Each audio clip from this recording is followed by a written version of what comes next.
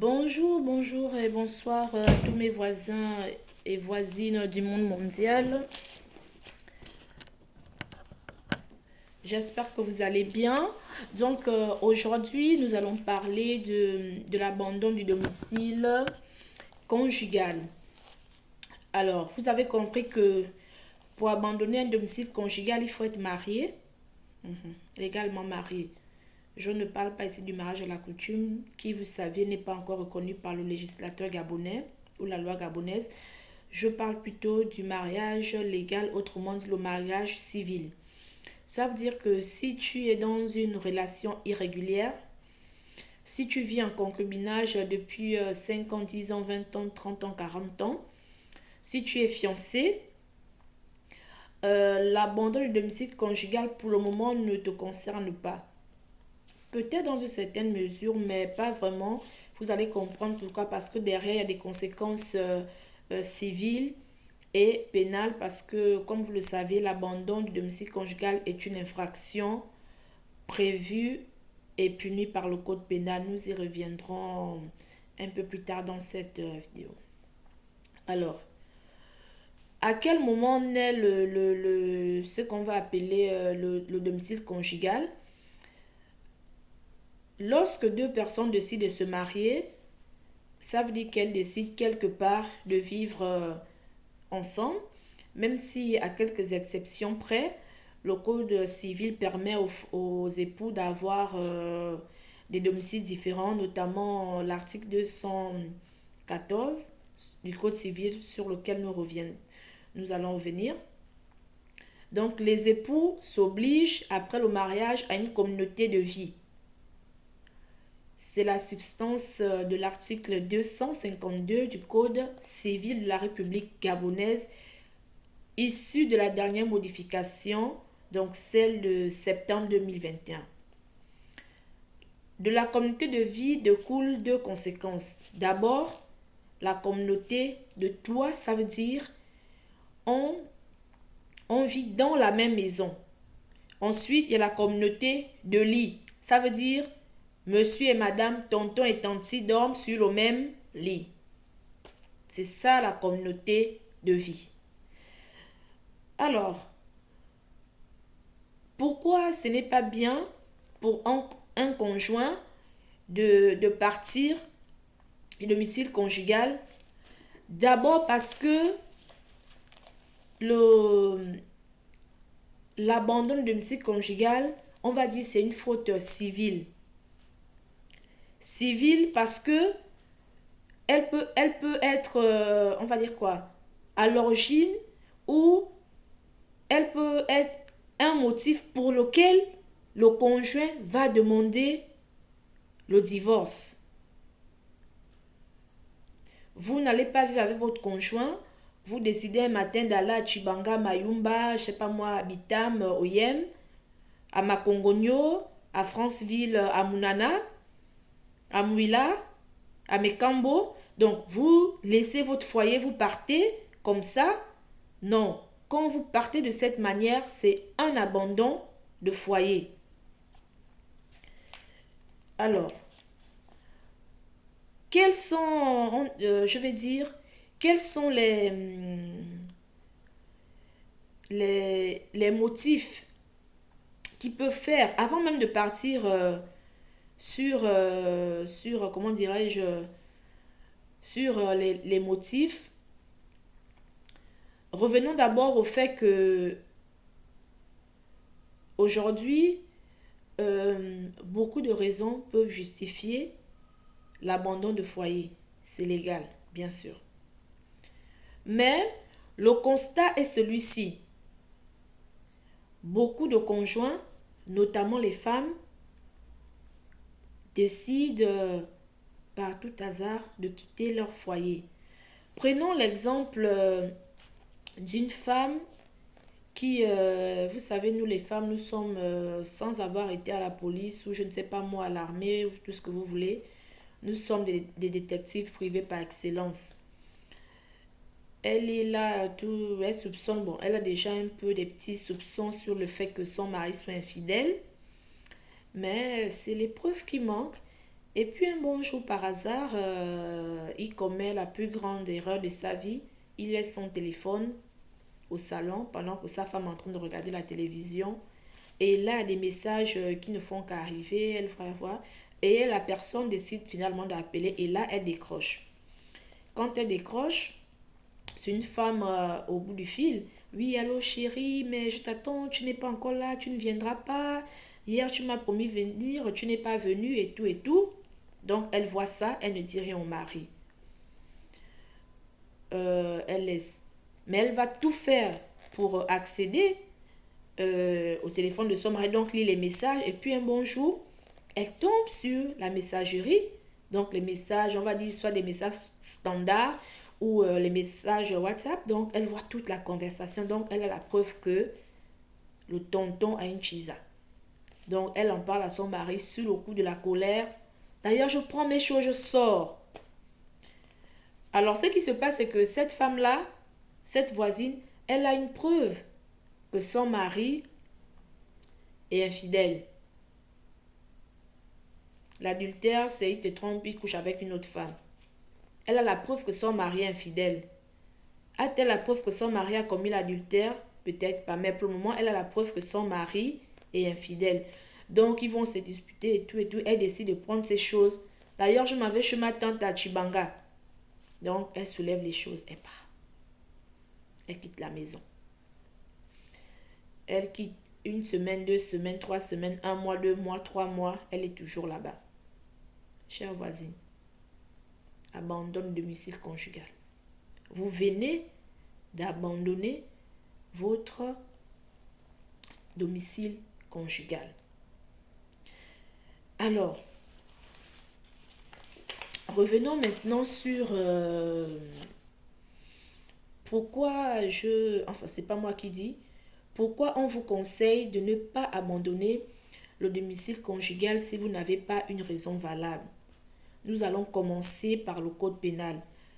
Parce que d'après l'article 269 du code pénal, je précise, de la République gabonaise, l'abandon de foyer, cet article dispose que l'abandon de foyer du domicile conjugal consiste pour tout conjoint dans le fait de quitter sans motif grave le domicile conjugal. Donc, la loi, le législateur gabonais dit toi conjoint qui quitte le domicile conjugal sans motif grave, tu commets une infraction. Et l'alinéa 2 dispose que l'abandon du domicile conjugal est puni de 6 mois d'emprisonnement ou plus. Ça veut dire que la tante là, qui a pris ces choses, qui est partie à Chibanga là, elle a pris ces choses pour aller d'abord se reposer à Chibanga chez sa mère, chez sa tantine, chez sa famille. Le code pénal te dit, toi voisine, depuis 6 mois que tu es parti ou 3 mois que tu es parti là, tu as abandonné le domicile conjugal. Donc, 6 mois de prison. Et le législateur ajoute dans cet article, et plus, ça veut dire que le minimum, c'est-à-dire la sanction commence à partir de 6 mois de prison et plus. C'est une infraction à la loi pénale, le fait de quitter le domicile conjugal sans raison grave, nous dit l'article 269 du code pénal, alinéa 1.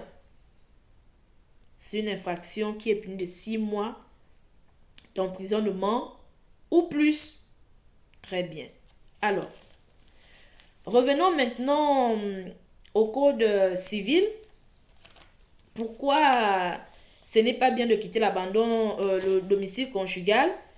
Nous allons partir sur l'article 266 du code civil. N'oubliez pas, cet article a été modifié en 2021 pour intégrer la violence en milieu familial. Donc, l'article 266 dit le divorce peut être prononcé par consentement mutuel ou à la demande de l'un des conjoints pour les fautes suivantes.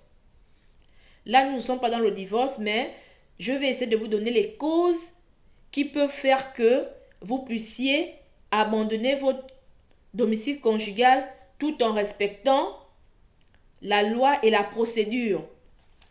On dit, premièrement, l'adultère du conjoint, caractérisé par une liaison extra-conjugale entretenue par un conjoint.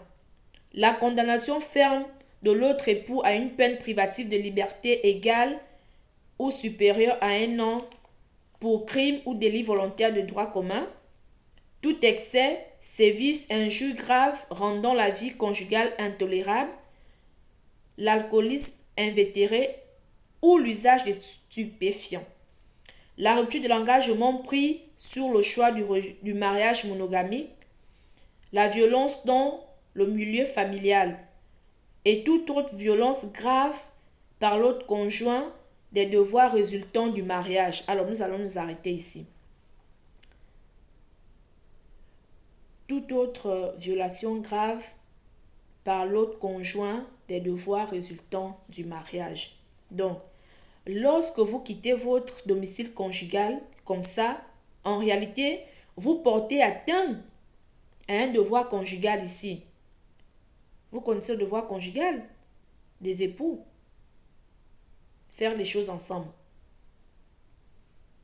Vous portez atteinte à beaucoup de choses, notamment à la communauté de vie, à la communauté de lit, à la communauté de toit, tout ce qui va avec ça. Vous portez atteinte à beaucoup d'obligations qui sont la conséquence même du mariage. Donc, si on revient à cet article, ici on vous donne les causes qui sont susceptibles, qui peuvent être à la base d'un divorce. Mais ces mêmes causes-là aussi peuvent être les mêmes qui peuvent, de votre part, justifier un abandon de foyer. Mais comment faire si on a un conjoint, par exemple, alcoolique, c'est-à-dire que sa part d'alcool là, c'est gâté. Quand il finit de boire, quand il vient perturber la tranquillité des enfants, il tape sur sa femme, la femme ne peut plus dormir. On parle de excès, sévice, injure grave. Mais le mari qui passe le temps à dénigrer sa femme. Non, mais tu ne peux pas bien, tu es toujours comme ça, tu es ça. Ça dit, il dénigre sa femme. Ou la femme qui passe le temps à dénigrer son mari, injurier son mari. Mais le législateur dans l'article 256 nous dit, c'est une cause de divorce. Mais avant d'être une cause de divorce, ça peut aussi être une cause de séparation. Si on se sépare, ça veut dire qu'on ne veut plus être ensemble. Donc chacun va de son côté. On se sépare. Donc ici, vous avez des raisons qui peuvent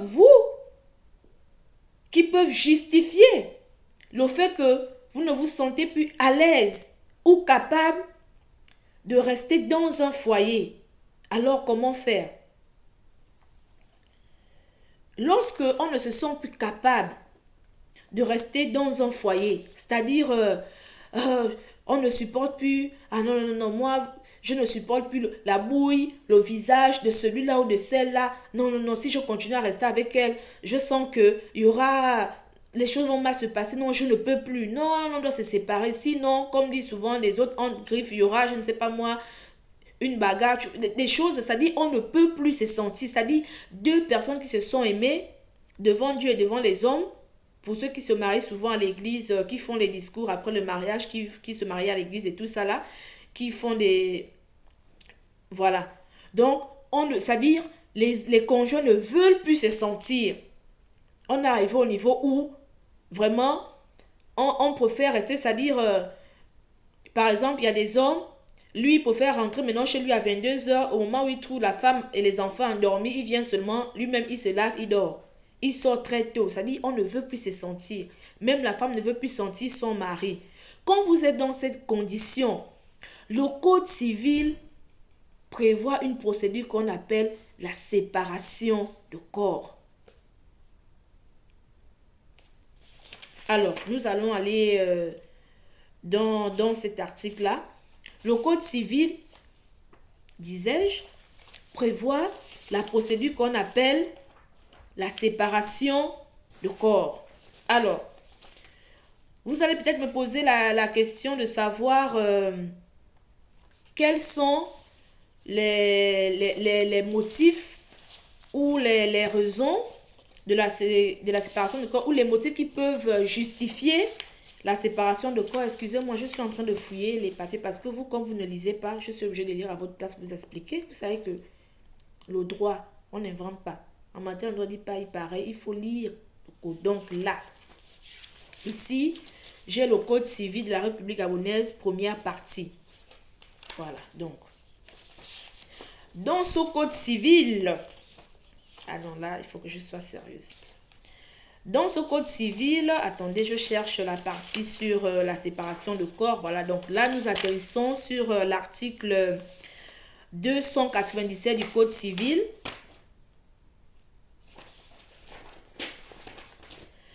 L'article 297 du code civil dispose que la séparation de corps peut être prononcée pour les mêmes causes que le divorce. C'est la raison pour laquelle je vous ai dit tout à l'heure l'article 266 du Code civil qui prévoit les causes du divorce. Rappelez-vous. Donc, le législateur vous dit que si ça ne va plus entre vous, entre monsieur et madame, si ça ne va plus entre le voisin et la voisine, vraiment, vous êtes arrivé au niveau où chacun doit prendre sa tangente ou sa trajectoire. C'est-à-dire, chacun veut être dans son chacun. Vous ne pouvez plus être ensemble. Le législateur vous dit, dans l'article 297 du Code civil, que la séparation de corps peut être prononcée pour les mêmes causes que le divorce. Tout à l'heure, nous avons énuméré ces causes. Vous trouvez toutes ces causes-là à l'article 266 nouveau du Code civil issu de la modification de septembre 2021. Voilà, donc, j'ai ce document ici, vous voyez, vous le trouvez au journal officiel de la République gabonaise. Allez-y là-bas dire que vous voulez, comment ça s'appelle là, la loi numéro, attendez que je retrouve, voilà. Alors, c'est laquelle des lois? C'est la loi numéro 004, donc barre 2021 du 15 septembre 2021 portant modification de certaines dispositions du Code civil. Donc, cette loi vient modifier la loi numéro 15 barre 72 du 29 juillet 1972. Vous avez compris que c'est le premier Code civil qui a été modifié. Non pas que nous avons un nouveau, mais c'est juste que c'est une modification. Donc, le législateur vous dit, vous pouvez demander une séparation de corps lorsque les choses ne se passent plus comme vous voulez. C'est simple. Dans les causes de divorce, nous avons par exemple tout excès, sévices, injures graves rendant la vie conjugale intolérable. Vous pouvez demander la séparation de corps pour ça. Dans les causes du divorce, nous avons l'adultère du conjoint, caractérisé par une liaison extra-conjugale entretenue par un conjoint. Donc, revenons sur l'adultère. Il y a une différence entre l'adultère et l'infidélité. Une personne qui commet l'adultère est infidèle. Mais toute personne qui commet l'infidélité ne commet pas l'adultère parce que l'adultère, c'est dans le cadre du mariage. Donc, vous qui êtes en union libre, relation irrégulière ou fiançailles, si votre conjoint vous trompe, il est infidèle, mais il ne commet pas l'adultère. Premier point.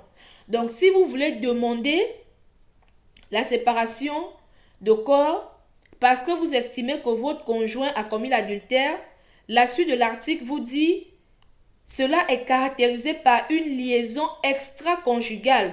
Donc, c'est le fait que votre conjoint entretient une relation avec une autre personne. Une femme qui entretient une relation avec un autre homme alors qu'elle est mariée, ou un homme marié qui entretient une relation avec une autre femme alors qu'il est marié. Le législateur dit ça, c'est une relation extra-conjugale qui, on va dire quoi? Enfin, qui a pour précédent ou pour conséquence l'adultère. Je ne sais pas si je dois dire ça comme ça, enfin, vous avez compris. Donc, c'est la première chose, relation extra-conjugale. Donc, on doit être marié pour que ça soit extra, c'est-à-dire hors de votre foyer ou je sais pas tout ce que vous voulez. Ensuite, on a la condamnation ferme d'un époux à une peine privative de liberté. Imaginons que vous avez votre conjoint qui a été condamné pour, on va dire quoi? Pour crime, on a dit délit ou crime. Donc, la peine, une peine privative de liberté à partir d'un an. Le législateur dit, si ton conjoint a été condamné à partir d'une peine privative de liberté d'un an, donc un an d'emprisonnement, à partir de ça, tu peux demander la séparation de corps. Voilà. C'est écrit. Moi, je n'invente pas. C'est écrit. J'ai même souligné ça là. C'est écrit ici. Tu peux demander la séparation de corps pour ça. Ensuite, on te dit l'alcoolisme invétéré et l'usage de stupéfiants. Le tonton, avant, il était bien. Il buvait un verre, son affaire est calée. Mais depuis le moment tant qu'il n'a pas fini, Sobraga. Sobraga, c'est la société de brasserie gabonaise qui fabrique les bières, les coca, tout ce que vous voulez. Donc, c'est la société mère au Gabon. Et ça dit que tant que lui n'a pas fini toutes les bières de Sobraga, le gars ne peut pas rentrer chez lui. Et quand il rentre chez lui, ça dit tous les jours, il rentre chez lui. Au Gabon, on dit bourré. Tous les jours, il est sous. Ça dit c'est compliqué. Il est devenu un alcooliste de telle sorte que son abus d'alcool dérange la famille. Quand il vient, il fait le bruit, les enfants ne peuvent plus dormir. La femme, c'est compliqué. Le législateur dit, ça c'est une cause de séparation de corps. Tu peux demander la séparation de corps ça parce que tu n'en peux plus de lui. Ou elle aussi, parce qu'il y a aussi des femmes là. Les femmes de maintenant là. De toute façon, elles boivent les Guinness, les Régap, tout ce que vous voulez là. Même les hommes s'asseyent comme ça pour regarder que, oh, maman, de façon tu bois là, c'est compliqué, hein. Mais beaucoup sont dans les foyers. C'est pas grave, c'est pas ça l'objet du jour. Ensuite, on a ce qu'on appelle les violences dans le milieu familial. La violence dans le milieu familial. Alors, avant la modification de 2021, cette violence, cette partie n'existait pas dans les causes du divorce. Étant donné qu'il y a une loi qui a été adoptée qui porte sur l'élimination des violences faites aux femmes, donc le législateur a modifié l'article 266 du Code civil pour intégrer la violence dans le milieu familial comme une cause de divorce. Donc en français facile, si le tonton vous boxe, le mari vous violente, il vous menace, il fait tout ce qu'il veut là-bas, le code, l'article 266 te dit, tu peux demander la séparation de corps pour ça. Et nous avons tout le tiret, notamment le point 7, ça va un peu dans le même sens. Donc, vous pouvez demander la séparation de corps pour ça. Plutôt que de quitter votre foyer sans une autorisation, c'est pas normal, il faut adresser une demande de séparation de corps. Alors, nous allons venir à un cas spécifique. Le cas aujourd'hui qui cause beaucoup de problèmes. Parce que c'est ce cas-là qui intéresse beaucoup de personnes, qui m'a d'ailleurs poussé à, on va dire, à faire cette vidéo. Il y a beaucoup de personnes, lorsque j'ai fait la publication sur le fait de ne pas abandonner son domicile conjugal, il y a beaucoup de femmes qui m'ont dit, qui ont mis en commentaire, donc si il me frappe, il me violente, je dois rester là parce que l'abandon de domicile conjugal constitue une faute. Très bonne question. Le législateur, on va dire quoi? Le code pénal dit, si tu quittes le domicile conjugal sans un motif grave, c'est une infraction. Passible de 6 mois d'emprisonnement et plus. Nous l'avons vu. Le code civil dit, si tu quittes le domicile familial sans motif légitime, sans raison valable, ça veut dire que tu violes certains devoirs ou certaines obligations du mariage ou devoirs, je ne sais pas si on peut dire ça comme ça, notamment la communauté de vie de laquelle nous l'avons dit, du coup la communauté de vie et la communauté de toi. Donc tu violes tout ça. Si tu n'es plus chez toi, donc ça veut dire que tu n'habites plus avec le tonton, tu ne dors plus avec lui. Donc tu violes beaucoup de choses. Mais la question que nous on pose au voisin code civil, au voisin code pénal, est de savoir lorsque un conjoint est en danger. Nous allons prendre généralement le cas des femmes. Parce que là, nous sommes en mode protection de la femme. Donc, nous luttons contre les violences faites aux femmes. Lorsqu'une femme est en danger dans son foyer, doit-elle rester dans ce foyer parce que à côté, il y a ce qu'on appelle l'abandon du foyer conjugal qui est une faute ou une infraction? Voilà la question qui est posée. Mais mesdames, moi-même qui vous parle, vous pensez que moi je reste dans un foyer là où un homme me violente? Mais non, je ne peux pas. Il y a beaucoup parmi vous choisissent de rester. Mais moi là, ça dit que quand tu es en train de penser dans ton cœur de me gifler, ça dit que tu es en train de réfléchir. Tonton, me calme, je suis apathie. Je ne veux même pas attendre que la gifle atterrisse sur mon visage. Mon joli visage là. Je ne veux même pas attendre que la gifle d'un costaud vienne atterrir sur mon visage. Non, frère, tu as menti. Je suis déjà partie. Parce que... Mais attends, moi je ne comprends pas. Si on est violenté, mais on part.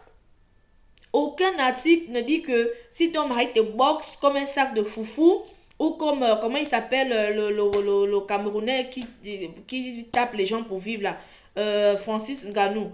Si quelqu'un vient te boxer comme Francis Ngannou boxe souvent le français, là, je sais pas comment il s'appelle, l'autre français qui l'a boxé la dernière fois là. S'il te boxe comme ça, toi, tu vas rester là parce que le code pénal dit que si tu quittes le domicile familial, c'est une infraction. Non, maman, il faut partir. Maintenant, question, comment on part? Comment on part? On fait comment? Telle est la question posée. Est-ce qu'il s'agit de prendre les affaires et puis partir comme ça? Non. Parce que, voyez-vous, revenons d'abord sur le fait, sur les bases légales. Les bases légales, ce sont des articles, sur les bases légales. Là, j'ai avec moi la loi de septembre 2021 portant élimination des violences faites aux femmes.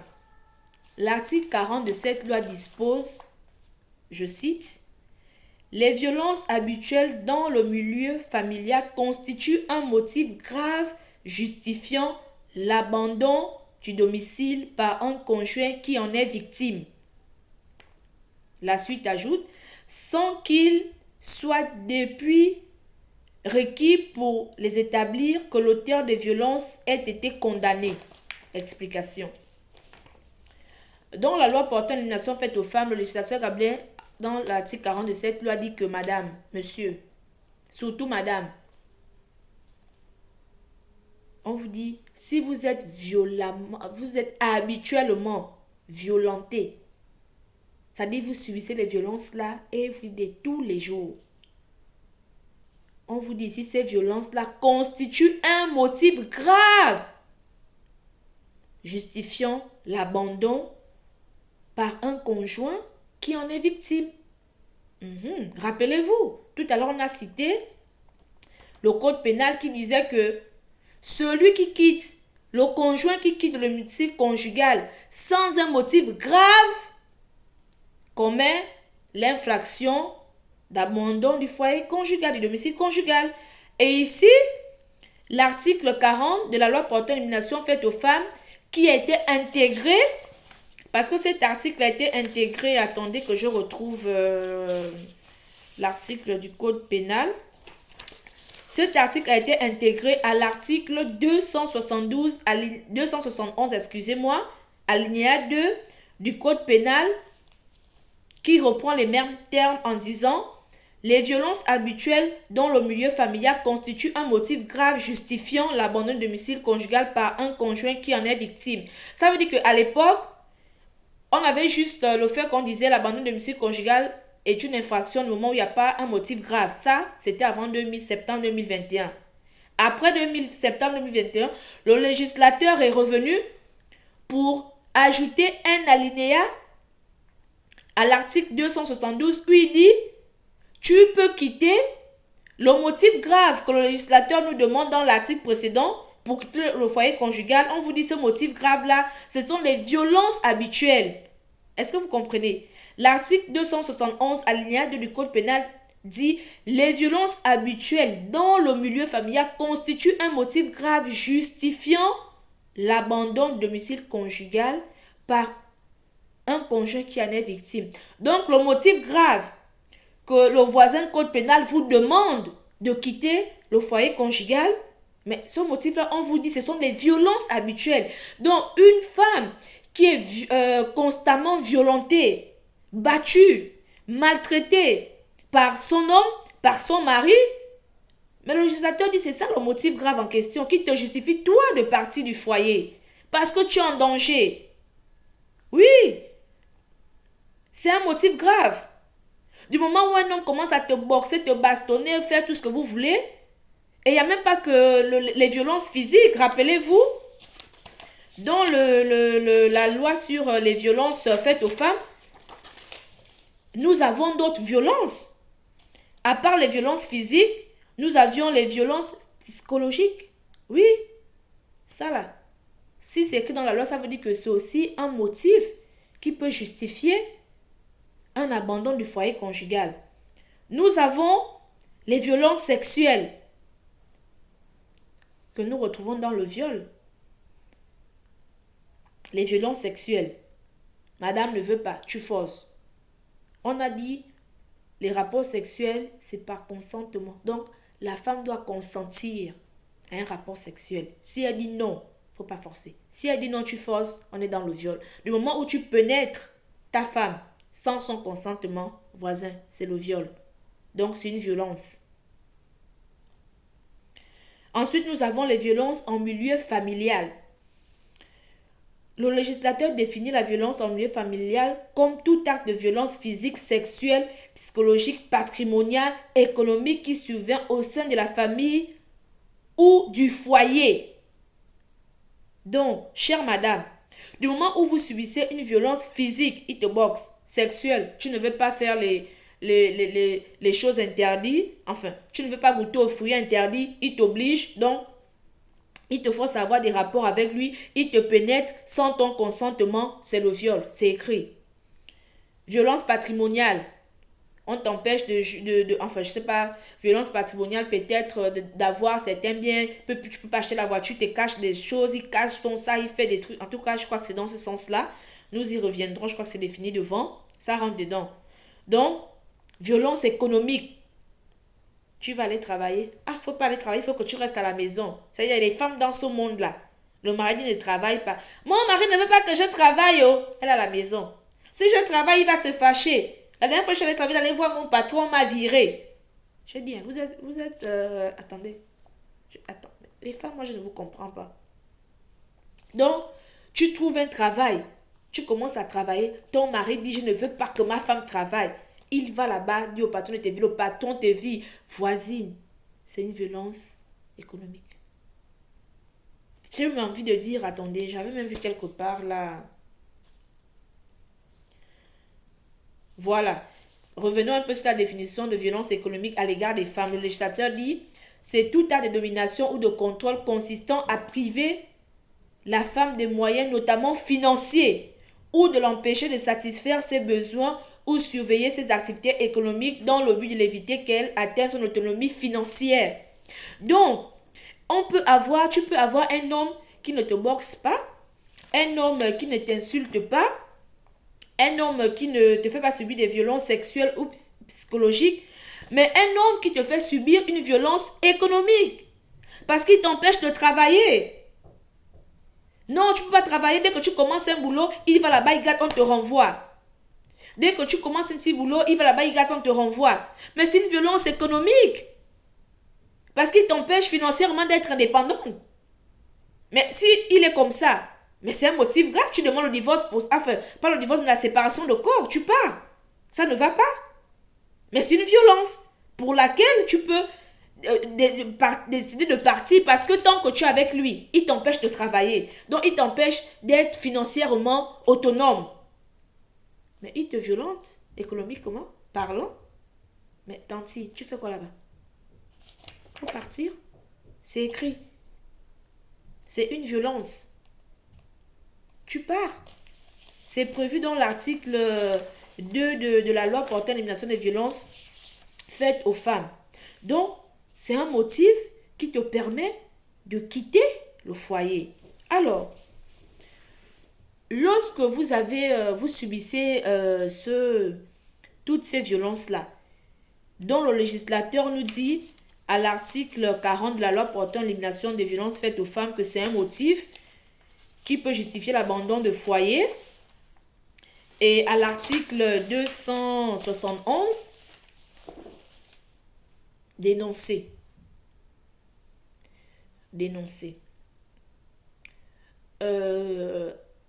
Votre mari arrive par exemple la nuit. Il vous tape ou il a l'habitude de vous mettre les coups de poing.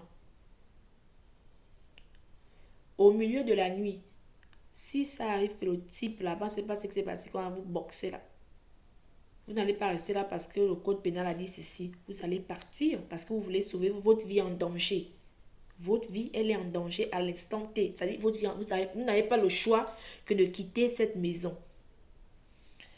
Lorsque vous êtes battu, menacé, tout ce que vous voulez, et même si c'est, on dit quoi, violent, psychologique, tout ce que vous voulez, allez juste chez un médecin. On a des psychologues, non, au Gabon.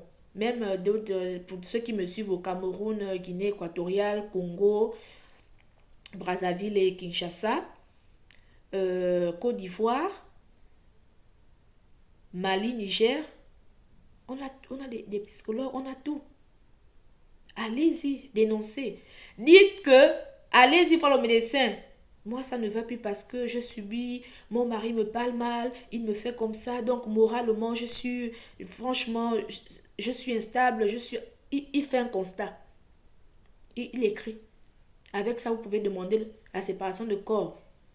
C'est le médecin, s'il estime que la situation que vous traversez ne vous permet plus de vivre sur le même toit que le conjoint, mais il fait un rapport, je ne sais pas comment on appelle ça, un compte rendu, un truc, qui vous permet de demander une séparation de corps.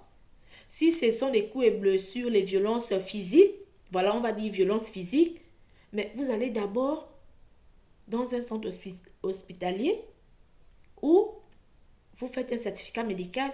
Aujourd'hui, dans la loi portant élimination des violences faites aux femmes, là-bas, c'est écrit que les médecins ont l'obligation, c'est-à-dire dès l'instant où ils sont informés qu'une femme subit des violences, ils ont obligation d'informer le procureur, les autorités judiciaires.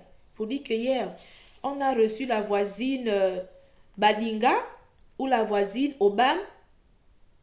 On a fait le certificat médical, à les coups sur elle, les bleus et tout, qui montre qu'elle est violentée.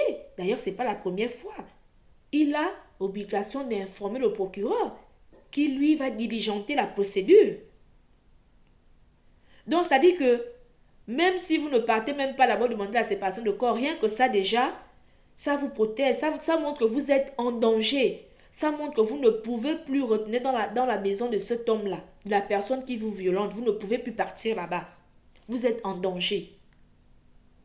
Vous ne pouvez plus. Et je suis en train de chercher un autre article là qui vous permet aussi de partir, qui dit que lorsque vous êtes, attendez, je crois que c'est dans le code civil, sur le domicile, voilà. Revenons. En matière civile, l'article 254 nouveau du Code civil, notamment l'alinéa 2, parce que l'alinéa 1 nous dit qu'en vertu de l'obligation de cohabitation, le domicile de la famille est choisi d'un commun accord par les époux. On a compris.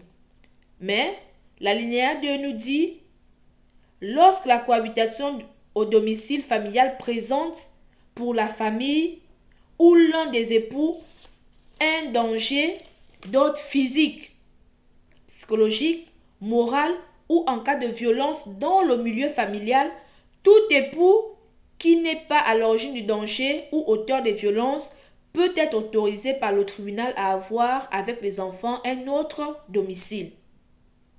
Mais ces articles-là se complètent.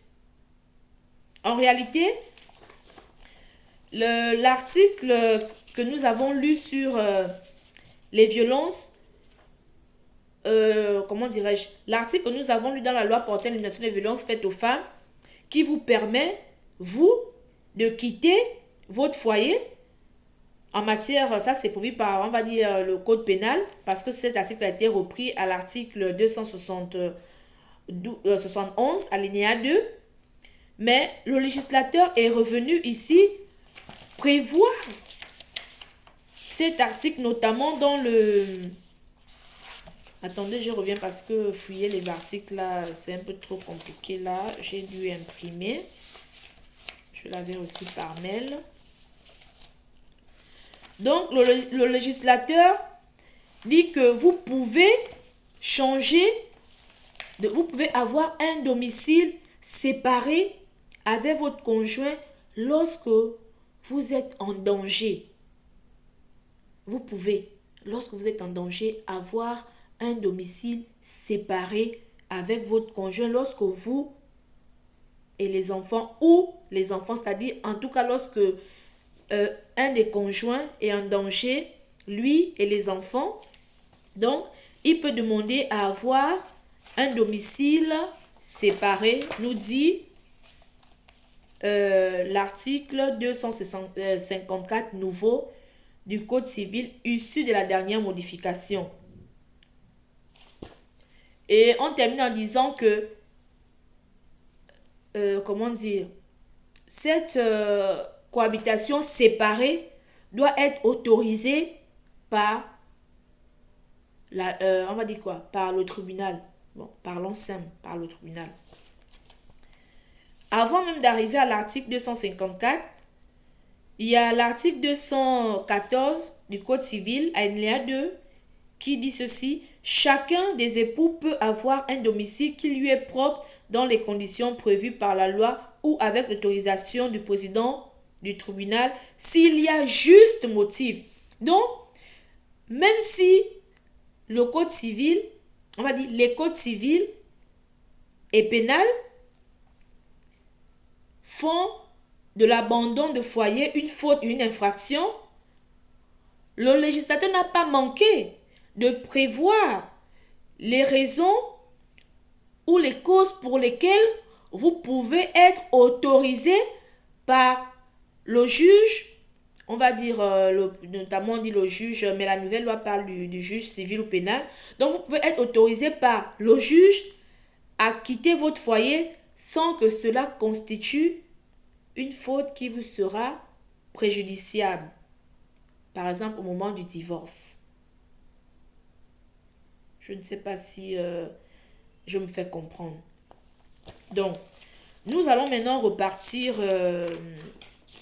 dans la loi, notre nouvelle loi, la loi pour toutes les femmes vivant au Gabon. Je dis bien toutes les femmes, parce que ça ne s'applique pas seulement aux femmes de nationalité gabonaise. Ça dit, la loi s'applique à toutes les femmes impersonnelles. C'est ça la loi.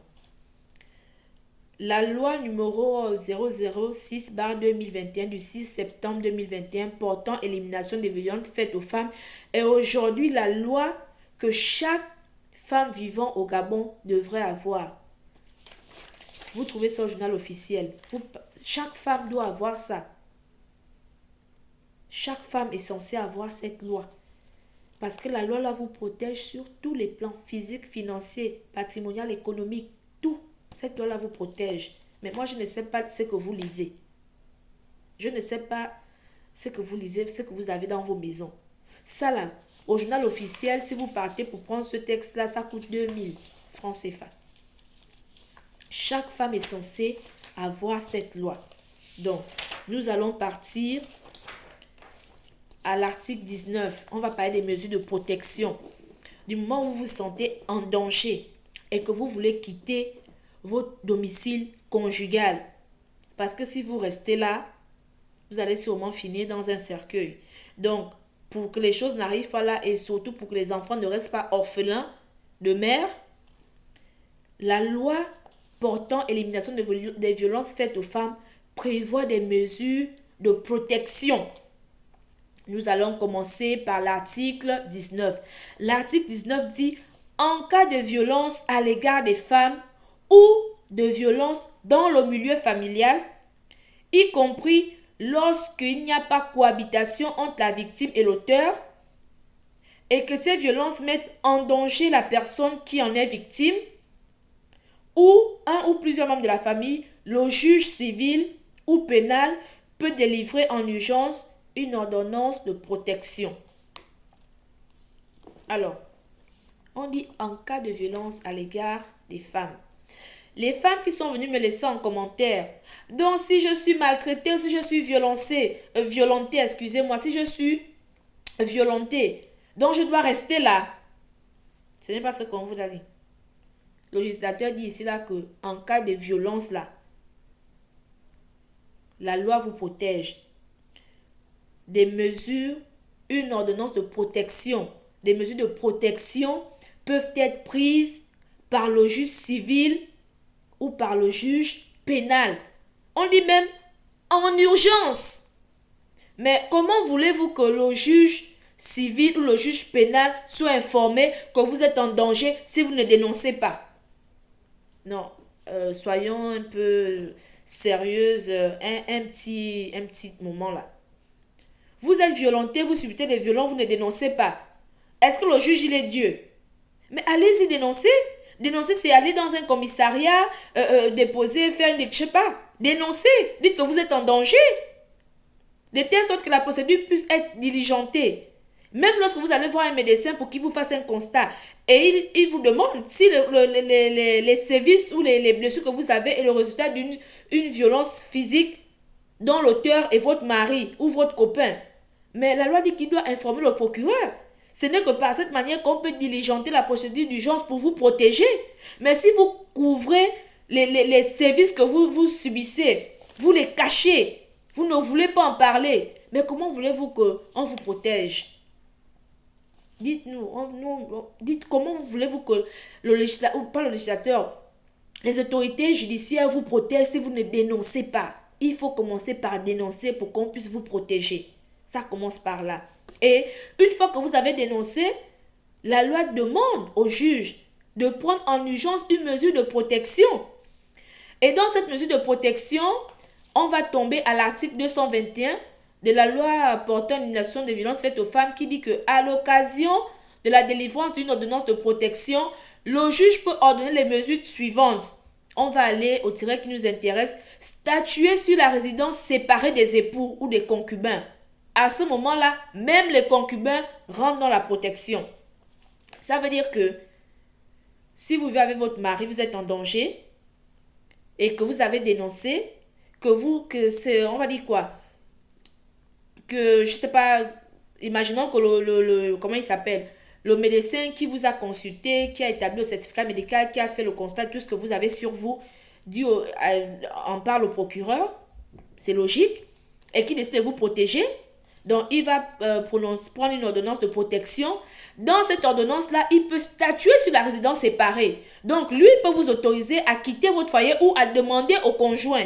Puisque c'est lui le danger, c'est pas à vous de partir. C'est lui le danger, c'est lui qui va partir. Donc, le juge peut décider que lui, il quitte le foyer parce que lui, avec vous dans la même maison, c'est un danger pour vous. Donc, c'est lui, allez, qui va vous libérer, qui part. Mais il faut dénoncer.